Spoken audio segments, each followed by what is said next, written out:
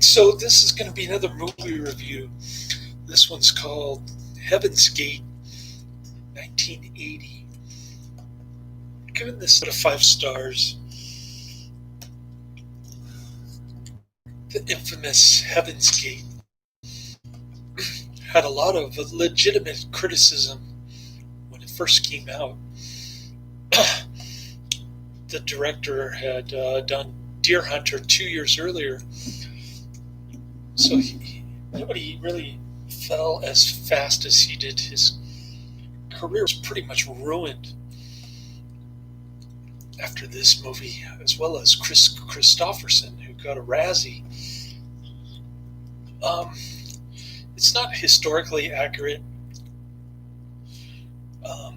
It ended up grossing $3.5 million domestically from a budget of $44 million. And consequently, the studio went out of business. I don't believe there's any other film that caused an actual studio to go out of business. But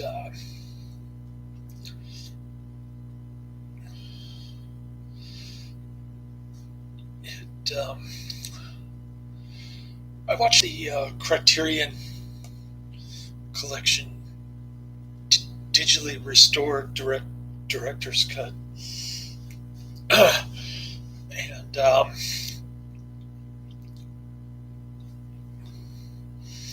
it's the cinematography is by Vilmos, so you get to see a lot of nature scenes, which I'm not too crazy about. It's actually filmed in Montana, not Wyoming, and it's supposed to be about the Johnson County War of the late 1880s, early 1890s, and it's just pure fiction because it portrays the Eastern European immigrants as these starving people stealing cows and whatnot. That actually never happened. I think what happened is that somebody just decided that it was their property for no apparent reason. So this is more like a property rights dispute, but of course Hollywood and everybody else want to treat it like class warfare, which is kind of irritating.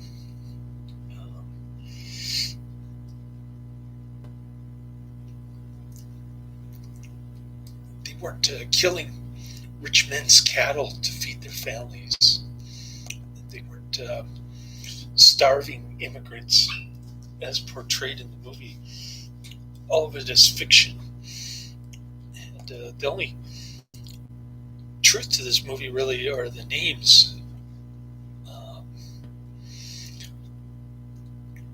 And even if Vilmos filmed a bunch of people skating around in a roller rink called Heaven's Gate, are you really going to make that the center point of your film? I guess the director couldn't get John Williams to do the score because he was busy doing the Boston Pops. So they have this really lame folk music from this 22-year-old who was in Bob Dylan's band doing this folk music that's just terrible and annoying. It's got a big cast of big name actors.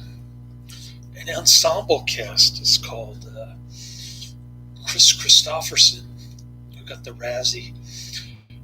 Christopher Walken, who's in a love triangle with some bordello lady with hairy armpits. She's a lot of nude scenes in this one, a lot of violence. The war scenes are very realistic, I have to admit. And they actually got into trouble with the animal rights people because they were abusing the horses and the chickens. And one of the horse owners actually sued, and they settled out of court for the injury to the horse. There are lots of different versions of this film. I think 5 different versions, but they're all really long. I think the shortest one is 149 minutes. I watched 216 minutes, which was painful torture. And yeah, it's just about Kristofferson and John Hurt going to Harvard. Why does John Hurt have a British accent? And so they dance around, not much going on. It's a graduation party. John Hurt says a poem from the actual time period. And one other thing about the director, he's very detail-oriented, almost to the extreme. I think that's what got him in trouble. He wanted to be like Francis Ford Coppola in Apocalypse Now. He shot more than 1.3 million feet, and his obsessive behavior earned him the nickname the Ayatollah. Production fell behind schedule. He was demanding 50 to 65 takes of individual scenes, and delaying filming until a cloud that he liked rolled into the frame. They even talk about it in the bonus features, how obsessive this guy was. And pretty interesting stuff. This entire movie, I think this movie is one of the most influential films to come out in the last 40 years. For instance, the major studios really shy away from westerns now because of the fallout from this movie, and consequently, westerns after 1980 are usually low-budget independent affairs, which is actually a good thing. And there was so much animal abuse in this movie that now all the movies say this no animals were harmed in this film at the end. It has that certification.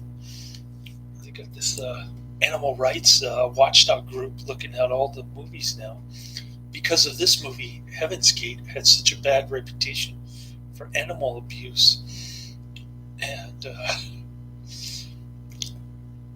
Kristofferson says he still loves the movie, which is not surprising. He says it's about how there's a conflict between money versus people. And he went to Nicaragua and El Salvador because I guess he wanted to be like Hanoi Jane. Who knows? One of these social activists, Hollywood people. And anyways, lots of good information on this movie. Too bad I didn't like it. I'm starting to believe all the original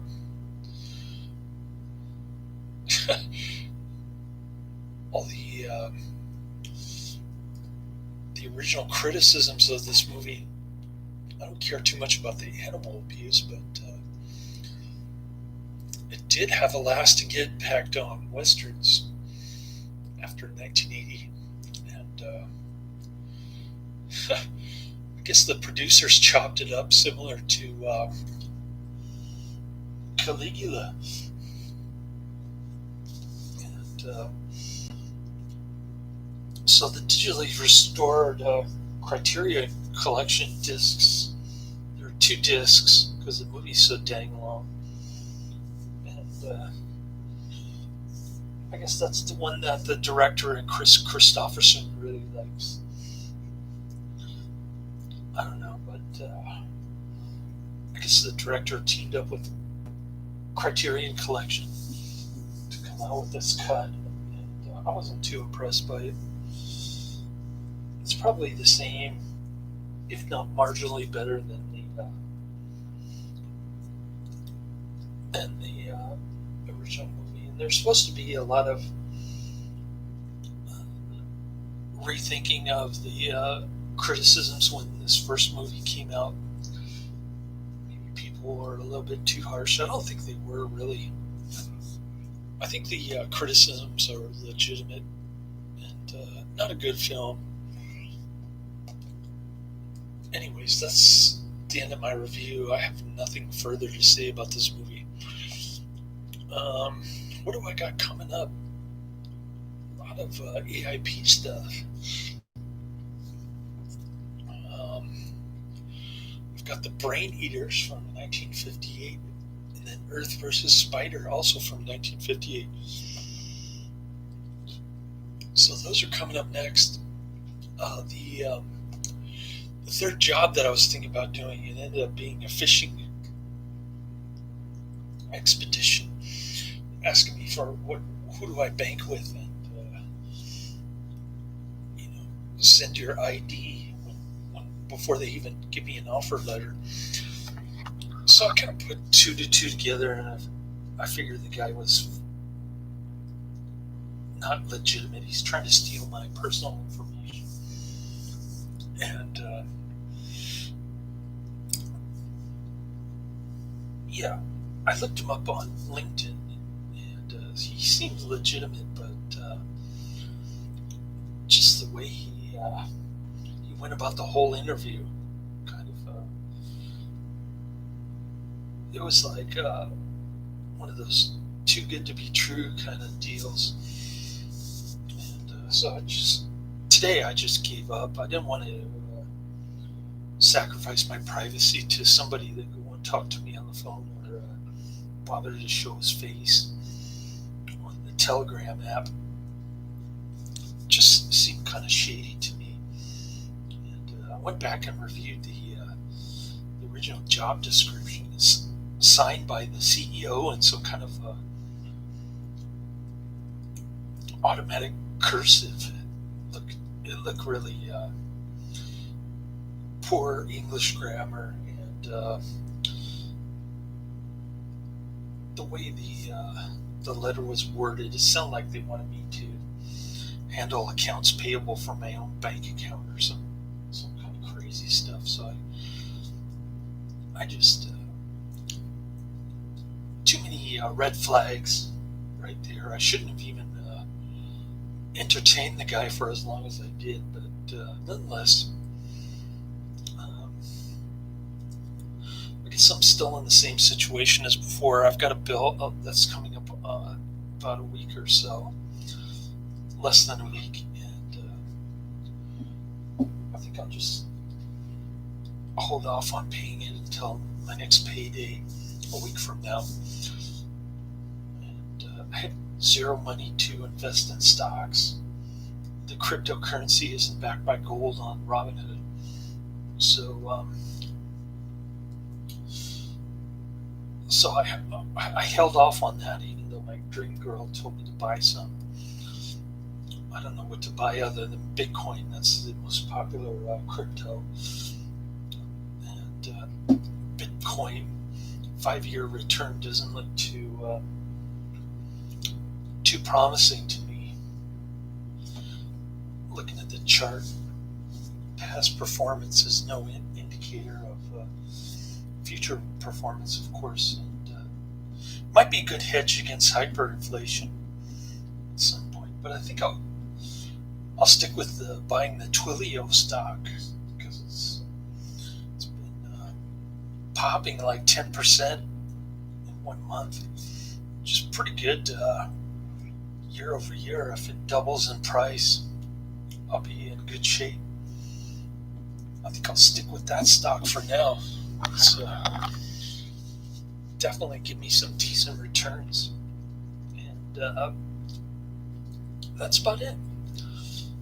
I'll start checking out the AIP stuff from the late 50s. And I'll put my movie reviews up later.